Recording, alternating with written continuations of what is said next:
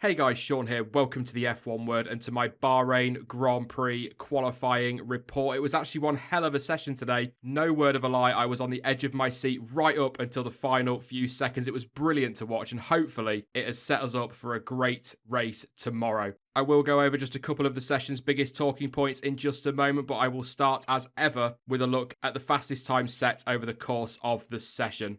So it was Sebastian Vettel then that took pole position for Ferrari with a 1:27.958. He was a tenth and a half clear of his teammate Kimi Raikkonen. That is Ferrari's first front row lockout in Bahrain since 2006. And all weekend, they have looked to have the measure of Mercedes. I honestly think we are in for one hell of a season this year. It's a lot closer than we all thought after testing. Valtteri Bottas will start third on the grid for Mercedes. Lewis Hamilton set the fourth fastest time, but of course will take a 5-place grid penalty for his gearbox change, which we will come on to in just a moment, and he will start in P9. That will promote Daniel Ricciardo to fourth on the grid for the race. He was just 4/10 off the fastest lap time, so Red Bull are definitely in the mix this weekend. But Pierre Gasly, he qualified in sixth and will start fifth. A phenomenal lap from the young Frenchman. And to be fair, just 1.3 seconds off the fastest time set by Sebastian Vettel, so not bad at all. Kevin Magnussen continues an impressive start to the season for Haas. He qualified in 7th. Nico Hülkenberg, he is 8th, but of course will start in P7.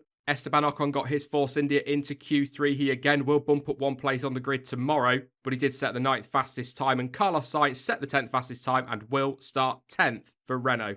Brendan Hartley will start P11 for Toro Rosso, 1:30.105 for him. And if you ignore Pierre Gasly's performance, that is a very good lap and a very solid performance from Brendan Hartley. He did make a mistake as well on his final flying lap. Sergio Perez ended up in 12th place, but Fernando Alonso and Stoffel Van Dorn for McLaren, 13th and 14th place. Again, I will talk a little bit more about that in just a moment, and of course as well on Max Verstappen, who will start in P15, just ahead of a very disappointed Romain Grosjean. He did a 1:30.530, but so did Fernando Alonso. But because Alonso set the time first, he made it out of Q1, whereas Romain Grosjean did not. Very disappointing when you consider how it went in Australia, but these things happen in Formula 1. It was so competitive today, it really was. Marcus Ericsson, I'm sure, will be pretty happy with P17, just ahead of Sergei Sirotkin. Charles Leclerc spun on his final flying lap. He qualified 19th, and his spin cost Lance Stroll on his final flying lap as well, which means he will start in P20, but Williams have had no pace all weekend. A lot of work to do for that team. In terms of the session's talking points then, there is only one place to start, and that is with Max Verstappen's crash in Q1. His initial lap was quick enough to see him through to Q2, which is why he will start 15th, but coming through turn 2, he lost control of the car and put it straight into the wall. Now, obviously, that caused damage to the front of the car, the front wing, and obviously the left front wheel as well. However, that aside, there isn't any major damage, and Christian Horner has said that he doesn't believe that they will have to take any penalties. Now, Max Verstappen's description of what happened was quite interesting. He said, "I've studied the data and we suddenly had 150 horsepower increase, which is odd because the corner is not flat out. It spun up the rear tyres quite aggressively and spun." So it looks like there was something going on inside that car, and perhaps it wasn't just a driver error, but at the moment we don't know any more than that. So obviously he will be starting out of position tomorrow, but also starting out of position is Lewis Hamilton. He will get a grid penalty for changing his gearbox. Now, that is an immediate 5-place grid drop, and as I was saying there, that means he will start 9th on the grid for tomorrow's race. Now, Mercedes confirmed that they suffered a hydraulic leak at the Australian Grand Prix and also stated that the world champion was actually fortunate to finish the race. They weren't able to fix that gearbox, and that's why a change was necessary for this weekend. Now, there has been a little bit of frustration and confusion on social media because both the Haas boys and Sauber's Marcus Ericsson have had new gearboxes this weekend but haven't taken penalties. And the simple fact is that the way the rule works, because they all failed to finish the Australian Grand Prix, they are allowed a free change of gearbox. And for those that are querying why Bottas didn't get a penalty for his change, essentially, and to keep it as short as possible, he was allowed a free change for this weekend, as he had already been penalised for a gearbox change in Australia following his crash.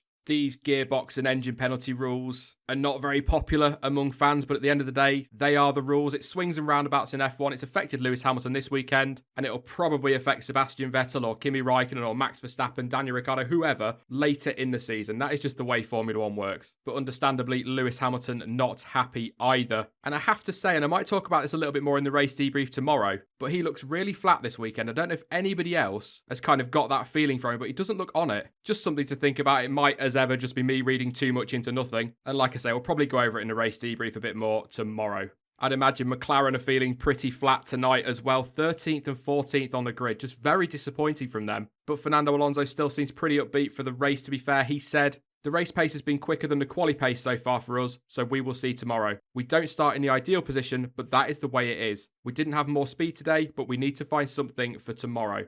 I'm not going to bash McLaren for that or start throwing Honda jokes around because that's just getting boring now. But it is a surprise to see them so low down after qualifying, if I'm being completely honest. But the team have been very open to the press this weekend, have kind of made clear that they are really on the back foot still and haven't quite caught up to where they should be by this point because of the issues they had in pre-season testing and the compromises they've had to make to improve the reliability. So although disappointing, there's a hell of a lot more to come from that team this season. I do need to mention Pierre Gasly again because it was an absolutely fantastic lap and he has had a great weekend so far. He really has. He's looked to have the measure of Hartley and has been consistently in that top 10. And we have to note, I was just saying there, I'm not going to poke fun at McLaren because of Honda, but at the end of the day, he finished ahead of all but one Renault-powered car. Okay, you could argue that had Verstappen not crashed, he would have been behind 2 Red Bulls. But still, that is phenomenal and a huge surprise when you consider how off the pace they were in Australia. They have got upgrades in Bahrain, them and Honda, but they were not expecting this kind of performance increase, with Pierre Gasly saying, "We didn't expect it. The car was fantastic in the beginning of the weekend. We saw that we had some good potential, but to be P6 in qualifying is just amazing. We had small upgrades on the car, but it seems to work much better than we expected."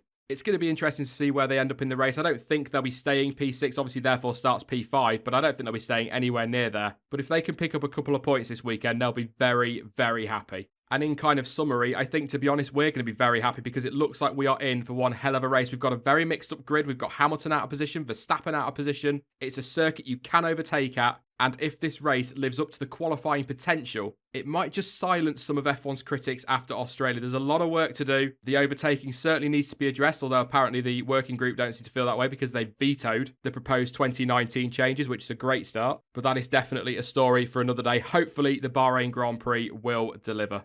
That is it from me. I will be back tomorrow around about 7 p.m, shortly after the race, for the live race debrief. I really can't wait for that one. And John T is back, which I'm sure, based on chat over the last couple of weeks, some of you are going to be very happy about. In the meantime, though, you can follow me on social media. Links to Facebook, Twitter, and Discord are all in the description down below. But as ever, thank you for watching. I've been Sean. This has been the F1 Word. And until next time, goodbye.